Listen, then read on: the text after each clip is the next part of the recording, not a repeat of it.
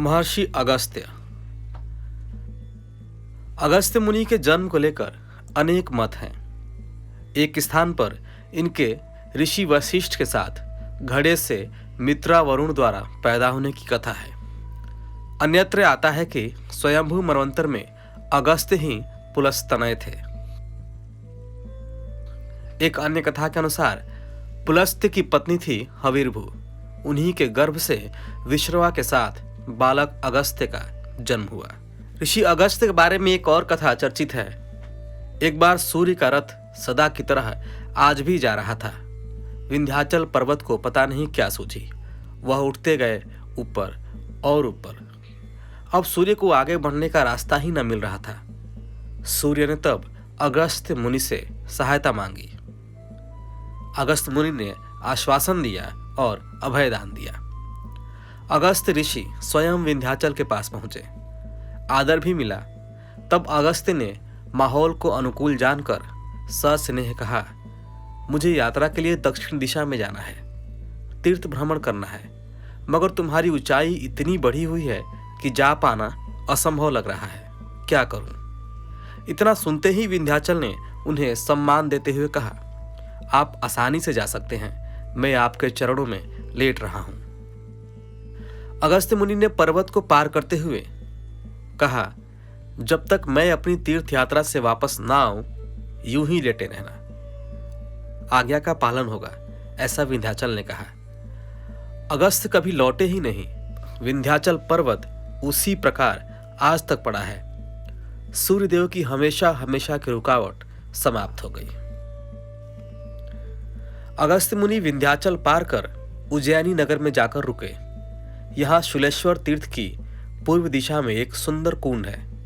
उन्होंने वहां रहकर भगवान शिव की आराधना की, उन्हें प्रसन्न किया और प्रत्यक्ष ही दर्शन पा गए। जो वहां आज भी शंकर की मूर्ति है, उसे अगस्त्येश्वर तथा उस स्थान को अगस्त्येश्वर तीर्थ से जाना एवं पूजा जाता है।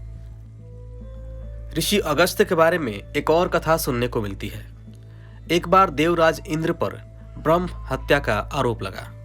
दंड स्वरूप उन्हें पद से हटा दिया गया। तब चंद्रवंशी राजा नहुष को इंद्र की गद्दी पर बैठाया गया। नहुष इंद्र पद पाकर मद में आ गए। इंद्राणी को बलात् अपनी पत्नी बनाने की कुचेष्टा करने लगे। अगस्त्य मुनि ने रास्ता सुझाया। इंद्राणी ने उसी के अनुसार नहुष के प्रस्ताव के उत्तर में कहलवा भेजा, मैं तैयार हूं, मगर आप ऐसी सवारी पर आएं जिस पर पहले कभी कोई ना आया हो, ऐसे में आपका स्वागत करूंगी।